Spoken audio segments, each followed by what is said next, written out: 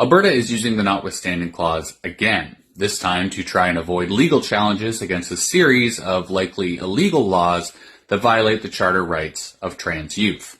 Now, if you don't know, the notwithstanding clause is essentially a safeguard that was put into place when the Charter of Rights was drafted by Pierre Trudeau's government. Some provinces thought the charter was too powerful, and so the notwithstanding clause basically gives them the ability to completely ignore the Charter of Rights for a period of 5 years in cases where the government vastly oversteps. Now, ironically, provinces like Alberta, Saskatchewan, and Ontario almost exclusively use the notwithstanding clause to do government overreach of their own, because it's only bad when the other guy does it. Back in October, the Alberta government used the notwithstanding clause to end a teacher's strike, citing that students were being disrupted. This is, of course, a blatant violation of workers' rights and completely neuters the entire collective bargaining process. But now, the government is turning its attention to trans youth. So the 3 laws that are at the center of this have already been passed. One says that essentially people who aren't born female can't join female sports.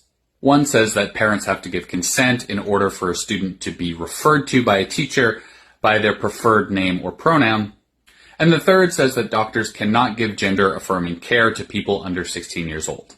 Now, the reason that the notwithstanding clause was used here was because Alberta was going to be taken to court over these laws because they violate a bunch of different things.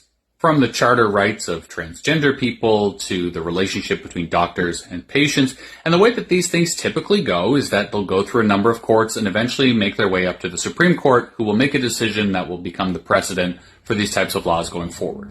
But Alberta has essentially said this is going to take too long, using the excuse that children's health is at stake.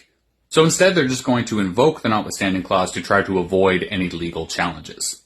Now, beside the fact that trying to circumvent the entire legal system so that you can more efficiently violate both the federal and provincial charter rights of a group of people is crazy, the trans population of Alberta is less than 0.5%.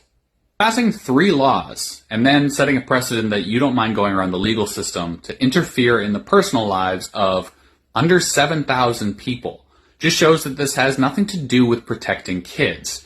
Instead, it has to do with establishing the power of the government and othering and fear-mongering a group of people. It's an alarming trend as we see more and more provinces in Canada use the notwithstanding clause not to prevent overreach by the federal government, but to do overreach of their own, to deny rights to minority vulnerable populations.